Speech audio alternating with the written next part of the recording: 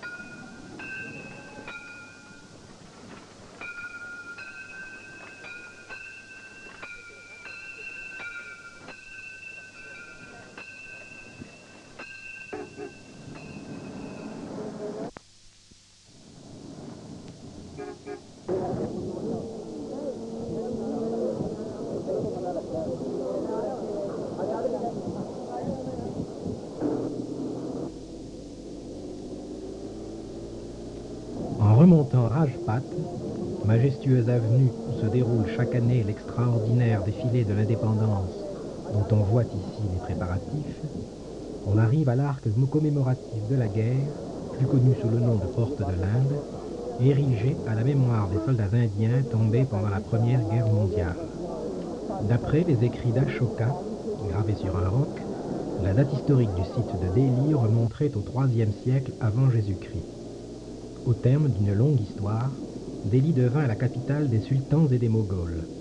Aussi possède-t-elle une série de monuments correspondant à chaque phase de l'histoire ancienne et médiévale.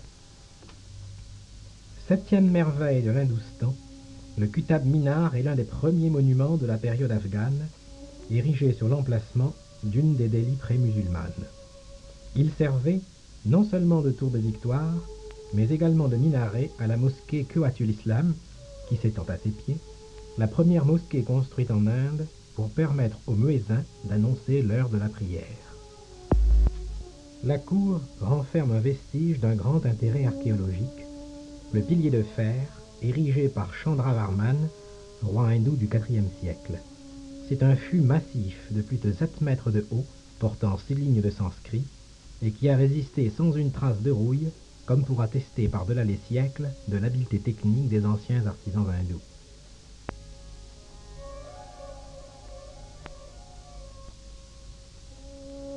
Et nous avons bien sûr sacrifié à la légende, qui veut que si l'on arrive à faire toucher ses mains, on soit sûr de bénéficier des faveurs de Dieu, et par là de revenir à lui.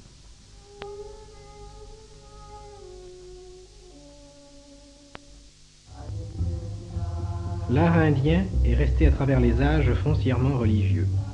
La difficulté consiste, pour l'occidental, non seulement dans le contenu et la multiplicité des thèmes religieux indiens, mais dans leur expression, qui peut être de profonde sérénité, de voluptueuse exubérance, ou qui peut combiner l'art populaire avec les influences étrangères.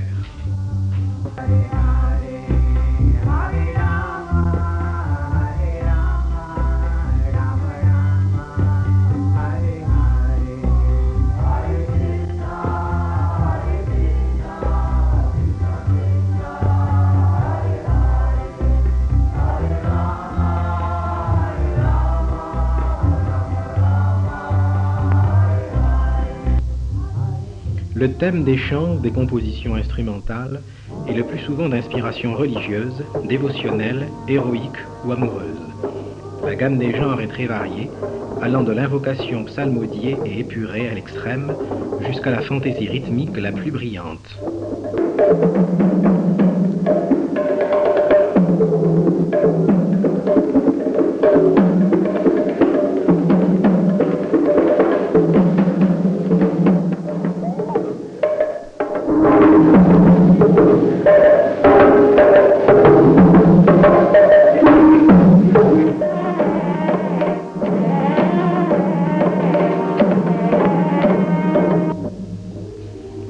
L'élément le plus caractéristique de la danse indienne est le langage des mouvements. À chaque sentiment, à chaque état, à chaque situation, correspond un mouvement précis de toutes les parties du corps, les unes par rapport aux autres, et plus particulièrement les gestes des doigts, dont l'importance est fondamentale.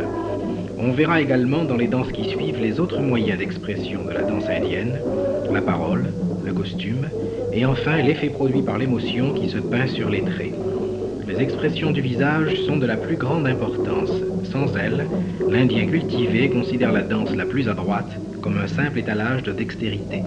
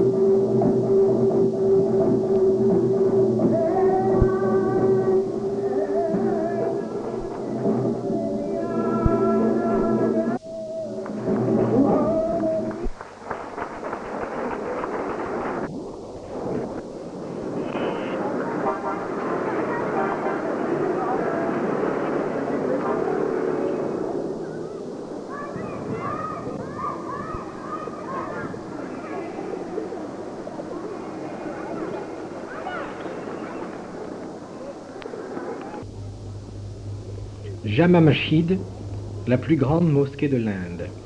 Bâtie par le grand moghol Shah Jahan au milieu du XVIIe siècle, c'est une construction typiquement moghole avec ses dômes bulbeux et ses minarets fuselés.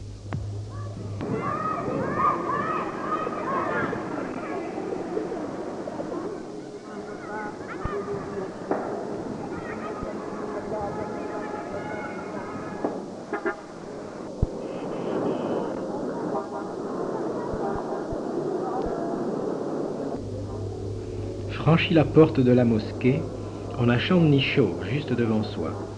C'était autrefois une large artère bordée de conduites d'eau où Shah Jahan aimait à caracoler avec son escorte impériale.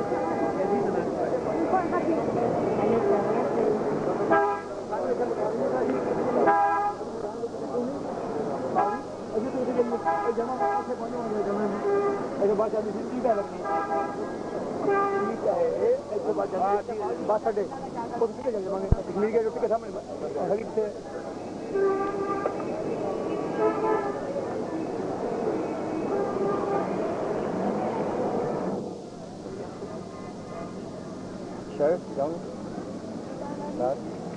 No.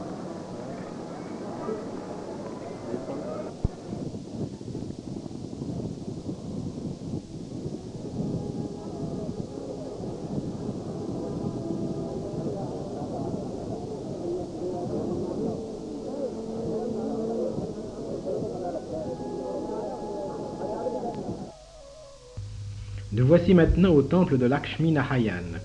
Ce monument en rose, qui ne date que de 1938, tire sa singularité du fait que malgré sa dédicace au dieu Narayan et à la déesse Lakshmi, il accueille en ses murs diverses autres divinités hindoues.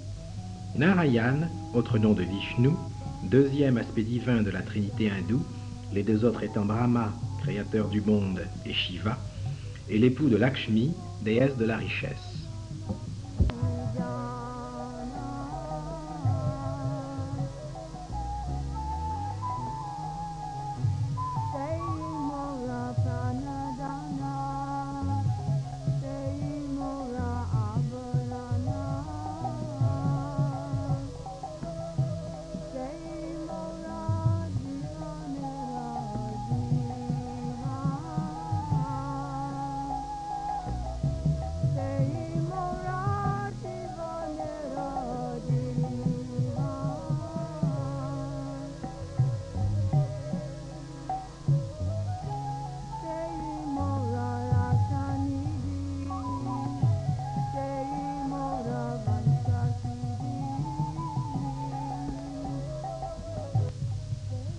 C'est Shah Jahan qui, en transférant sa capitale d'Agra à Delhi en 1638, posa les fondations de l'imposant ensemble du Fort Rouge, qui tire son nom des murs de pierre rouge et qui témoigne de la grandeur moghole.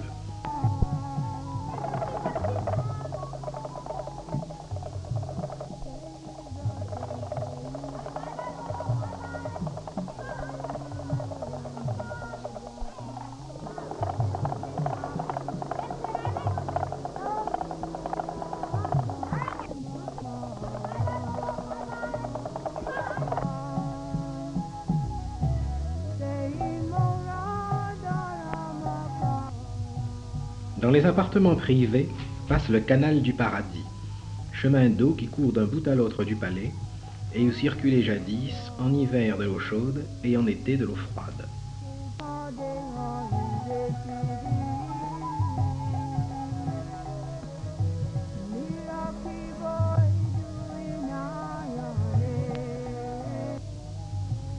Un court chemin nous mène à Moti Mahjid, la mosquée de la Perle, construite sur les plans d'Aurangzeb, fils de Shah Jahan, pour son usage personnel et celui des dames de la cour.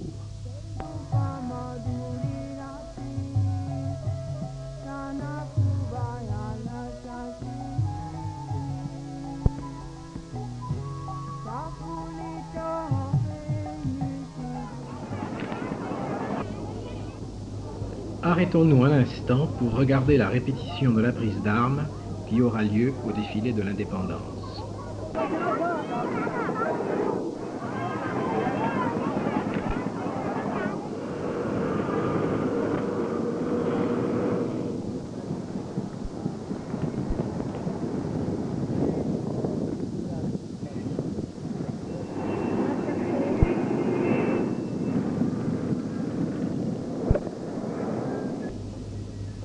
Le mausolée de l'empereur Humayun, construit par sa veuve qui y repose également, constitue l'un des plus anciens exemples d'architecture moghole. D'un goût merveilleux, à la fois somptueux et sobre, leurs ouvrages allient une symétrie rigoureuse à la splendeur orientale. De souche turque, cette dynamique dynastie ne pouvait pas vivre sans jardin, sans fontaine, sans eau.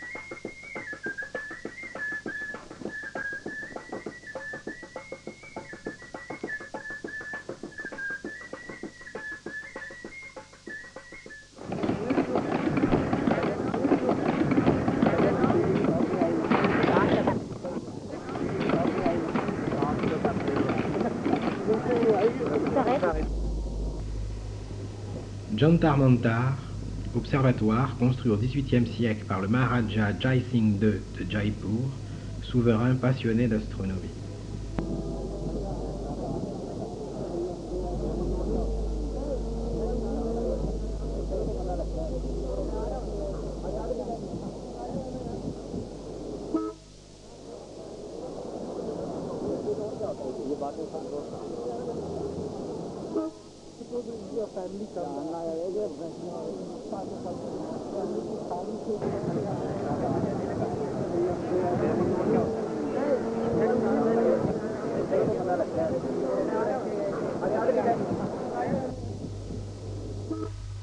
De préférence aux bus toujours bondés et aux taxis plus classiques, bien qu'avec une indéniable couleur locale, nous avons le plus souvent possible utilisé les rickshaws, taxis-scooters, bruyants et tape-cul, mais combien plus originaux et de plus très peu chers. Nous traversons New Delhi, avec ses belles avenues et ses grandes maisons de style colonial, avec chacun un immense jardin.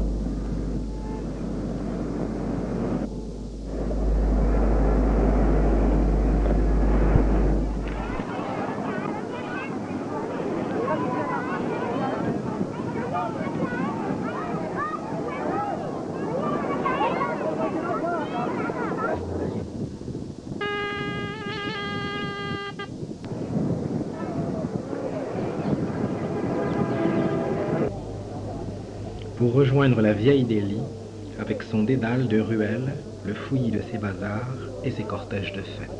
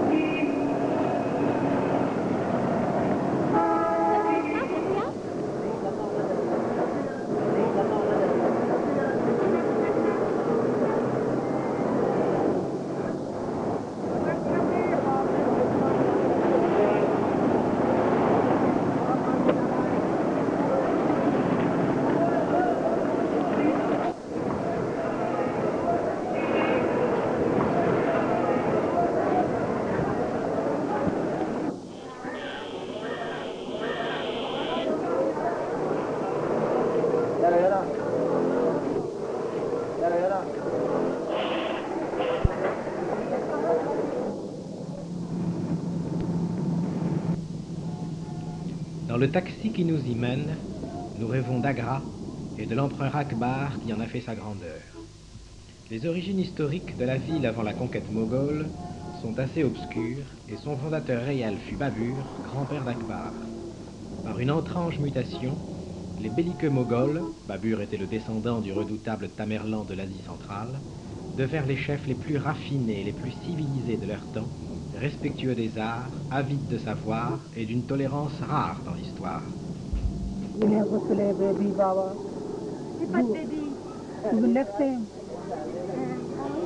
Next time, baby.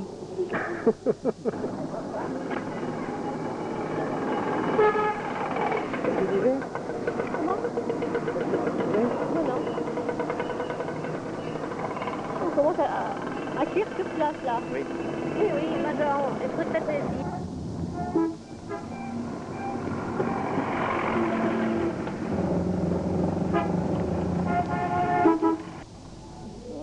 Une des plus importantes productions artisanales locales est l'incrustation sur marbre. Ici, les artisans préparent le marbre pour y incruster des fragments de pierres semi-précieuses.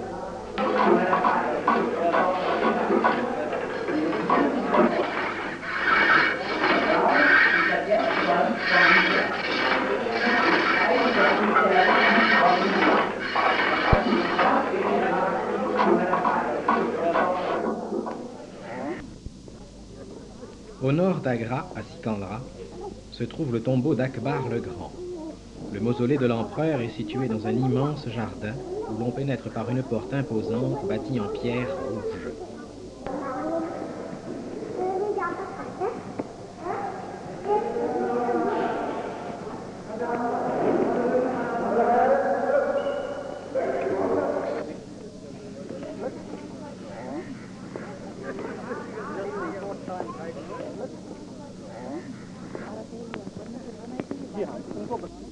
Si imposante que soit cette entrée, elle n'est rien auprès du mausolée lui-même, majestueuse construction de 4 étages en marbre et grès rouge.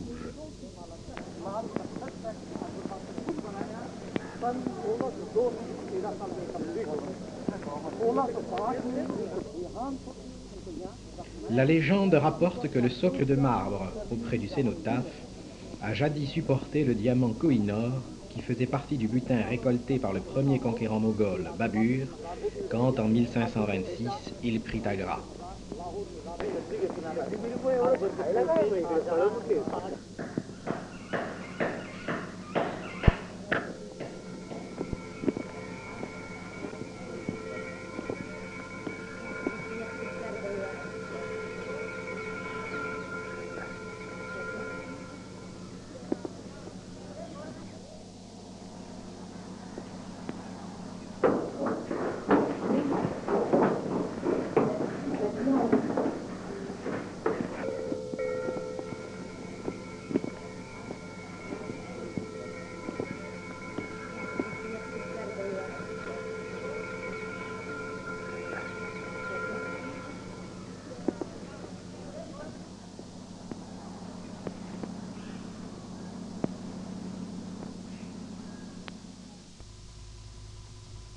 Fatehpur Sikri, cette célèbre capitale, construite par l'empereur Akbar à environ 37 km d'Agra, eut pendant 17 ans sa préférence. Ce qui l'y retenait, c'était sa reconnaissance au cheikh Salim Chisti, qui lui avait valu une descendance longtemps attendue, puisque c'est par la grâce de ce saint homme que lui était né l'empereur Jahangir. En l'espace de quelques années, ce site montagneux devint une superbe cité aux jardins luxuriants, aux palais et pavillons ambitieux, qui fut nommée Fatehpur, ville de victoire. Mais sa splendeur fut de courte durée. En raison de la pénurie d'eau, la ville fut abandonnée et Agra redevint la capitale.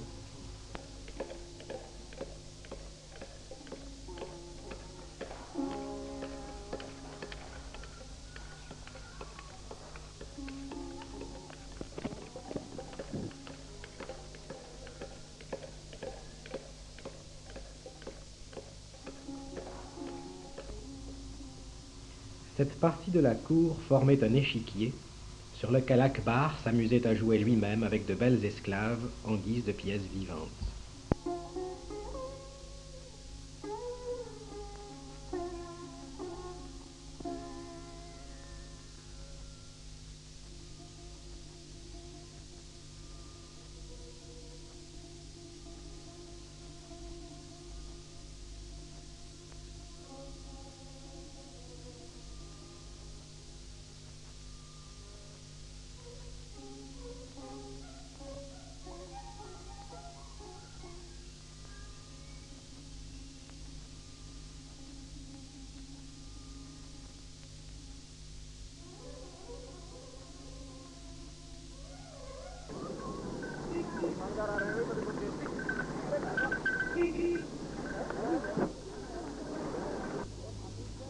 Le monument le plus important de tous est la Jama Masjid. Cette grande mosquée, très impressionnante en son genre, est copiée, dit-on, sur celle de la Mecque, avec de grands escaliers et une entrée majestueuse, dénommée Buland Darwaza, la haute porte de l'empereur. Cette mosquée fut construite en l'honneur de Salim Chisti, le grand saint qui repose près de là, au milieu d'une vaste cour, dans un sanctuaire de marbre blanc dont le trémissé délicat rivalise avec celui de l'ivoire.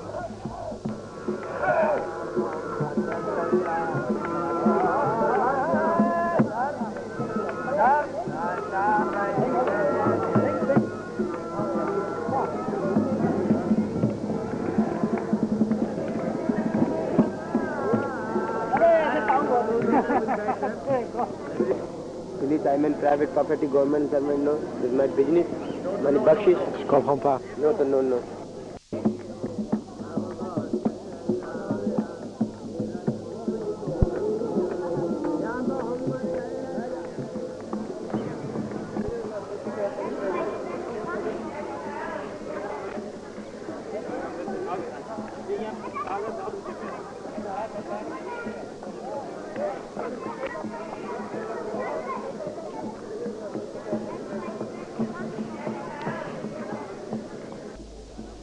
Ces enfants, porteurs de bousses de vache séchées, sont chassés pour que nos regards et nos roupies restent réservés aux plongeurs, spectacle impressionnant au demeurant.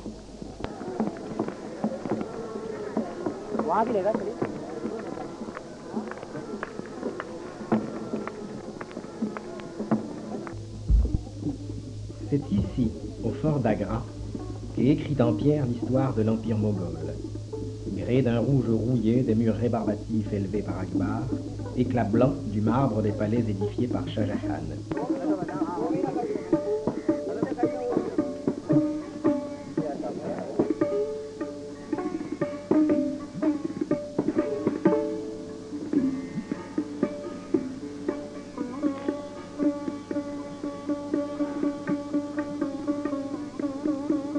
C'est une histoire qui couvre 3 règnes, d'Akbar à son fils, de Jahangir à Shah Jahan.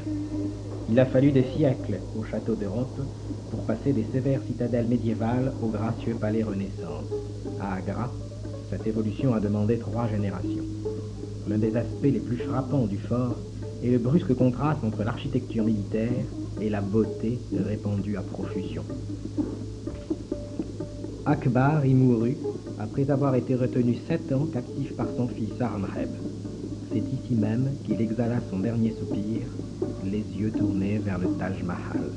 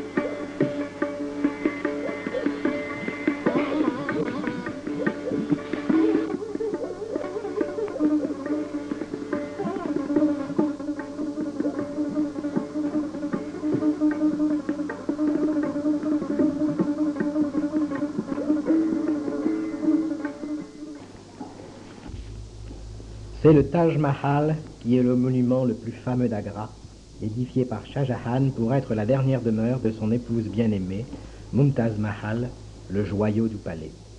Il circule beaucoup d'anecdotes sur la façon dont il fut construit, mais l'on sait qu'il mobilisa les talents des meilleurs artistes de l'époque en Inde, Perse et Arabie.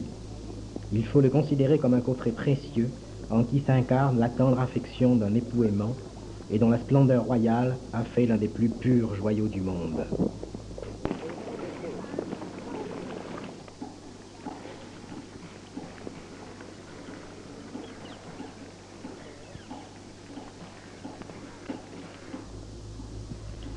Les marqueteries en pierres précieuses, si généreusement prodiguées par tout le Taj, sont particulièrement mises en évidence dans l'entrée du tombeau.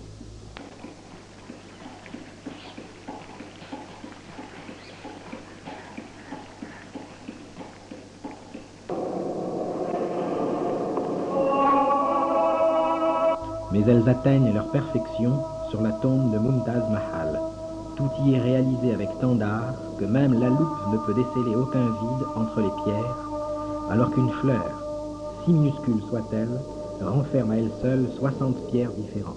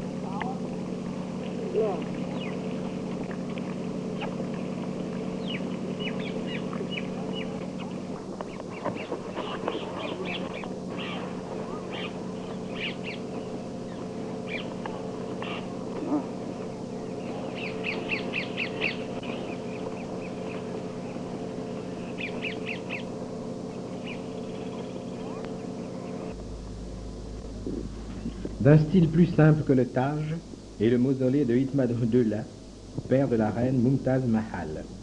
Bien que très petit, ce monument situé sur la rive de la Jumma offre des proportions merveilleuses.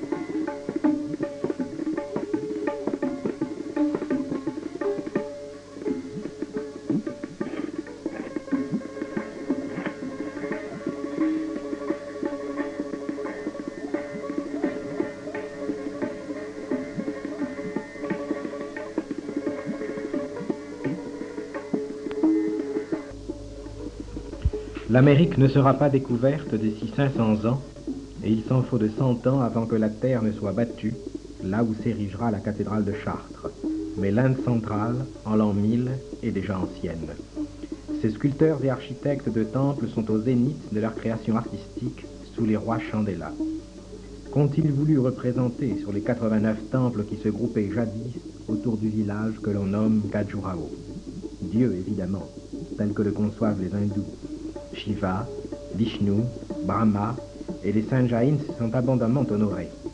Mais quelles qu'aient pu être les préoccupations célestes de ces artistes, leur intérêt réel était la vie. Il s'agit non seulement de la vie à la chasse, au festin en musique ou à la danse, qui est pourtant présente dans leurs sculptures, mais de cette manifestation de la vie représentée par de beaux hommes et des femmes voluptueuses, immortalisées dans la pierre, dans l'intimité des poses les plus extraordinairement variées de l'amour sensuel.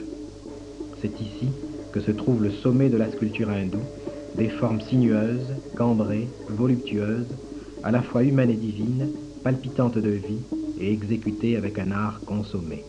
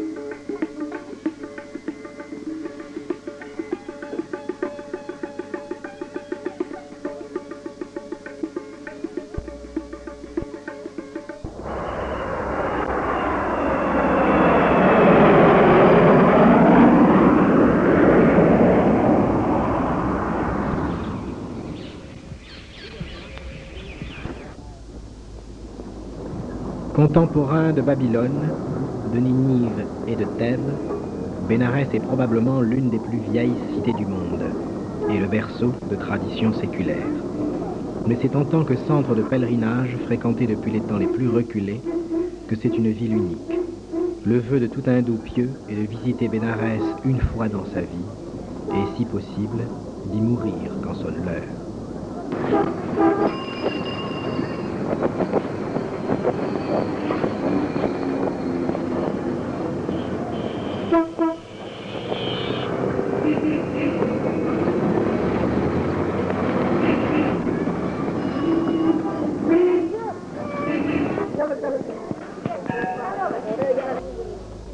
Ville aux innombrables lieux saints, Bénarès était en réalité un seul, unique et vaste sanctuaire, le sanctuaire de Shiva. C'est elle qui est honorée dans le temple des singes où nous nous trouvons en ce moment.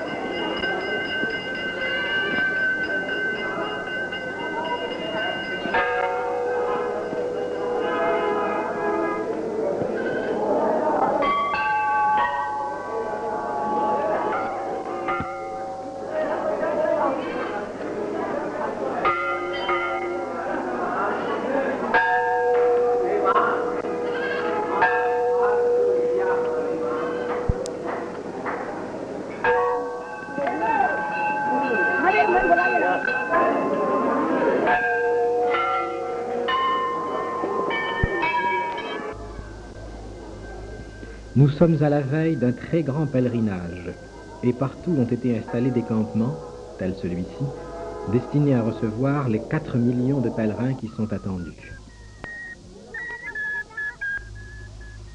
Nous voici au bord du Gange, où sur plus de 5 kilomètres, des escaliers, les ghats, dévalent la rive jusqu'au bord du fleuve sacré.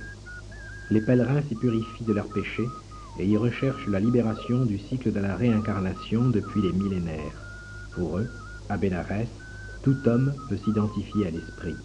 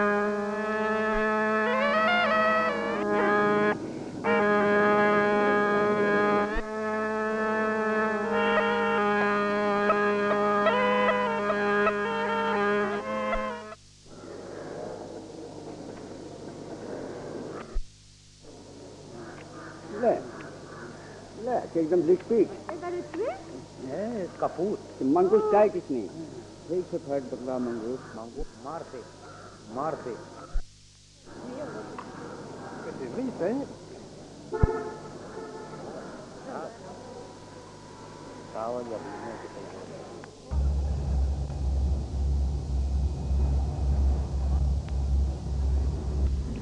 L'avion qui nous a pris à Bénarès franchit sans peine les collines préhimalayennes, hautes de 3000 mètres, pour nous amener dans un bassin relativement plat, portion infime de la surface du pays, mais qui joue cependant un rôle primordial dans la vie du Népal, puisqu'il s'agit de la vallée de Katmandou.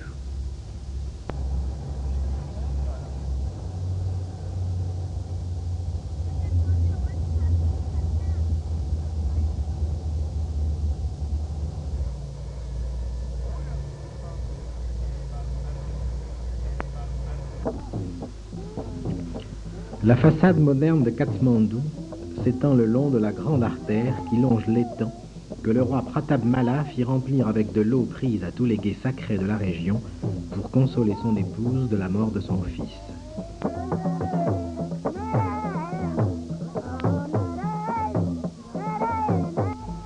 Elle finit sur l'actuel palais royal que l'on voit dans le fond.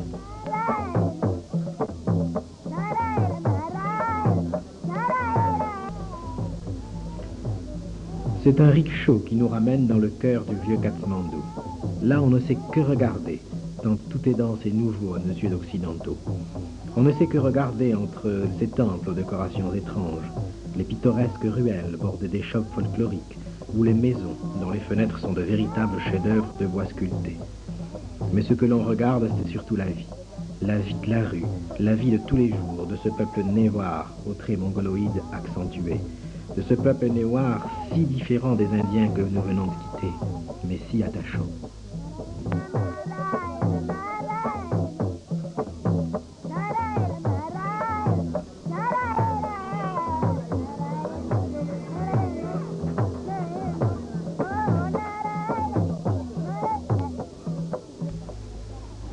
Katmandou, comme les autres sites népalais que nous verrons, est un univers de pagodes.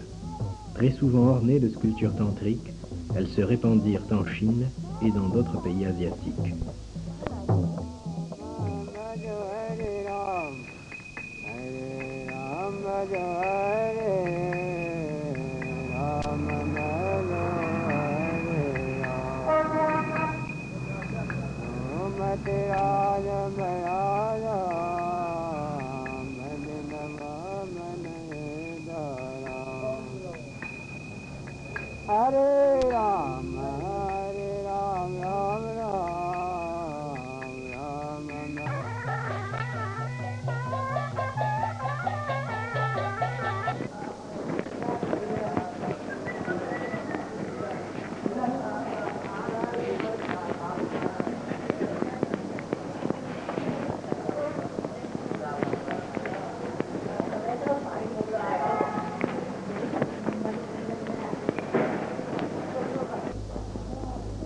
Le soir, nous nous rendons dans l'entrée d'un temple en plein centre de la ville, où des vieillards se retrouvent pour chanter une grande partie de la nuit, accompagnés d'instruments de musique typiques.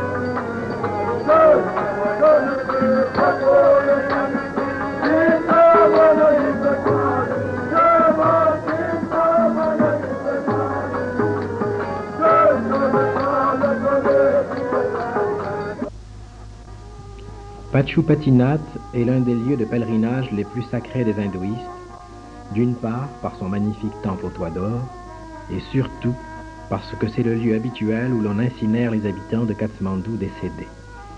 Les cendres des morts sont ensuite jetées dans la Bagmati afin qu'elles puissent gagner, tôt ou tard, le Gange, la mère de tous les fleuves et fleuve sacré par excellence.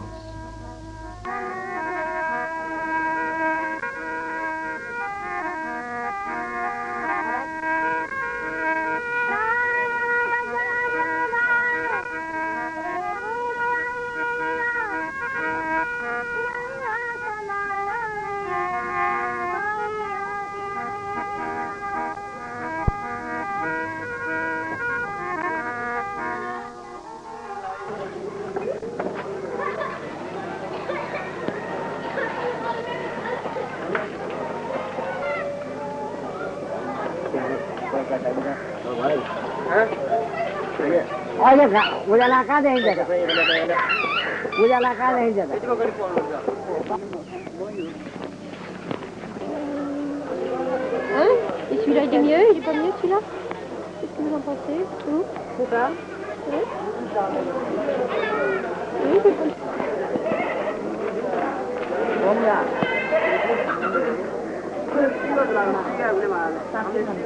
Ils ont beaucoup d'ail.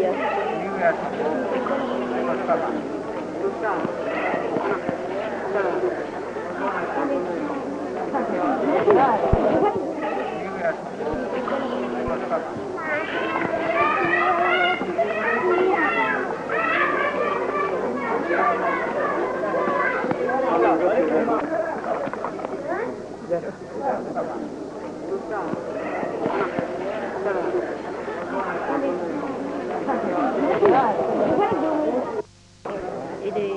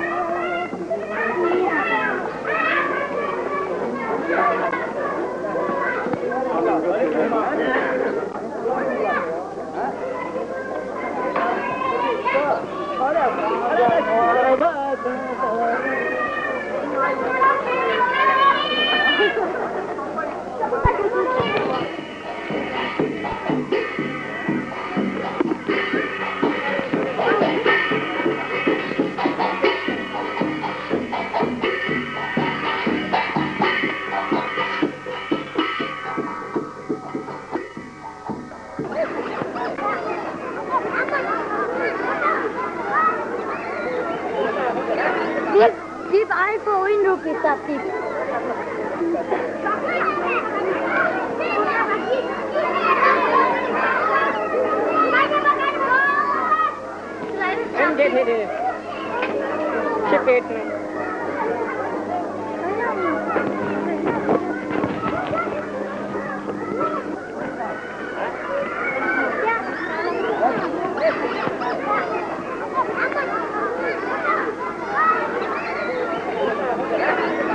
Tip I for ₹1 that tip.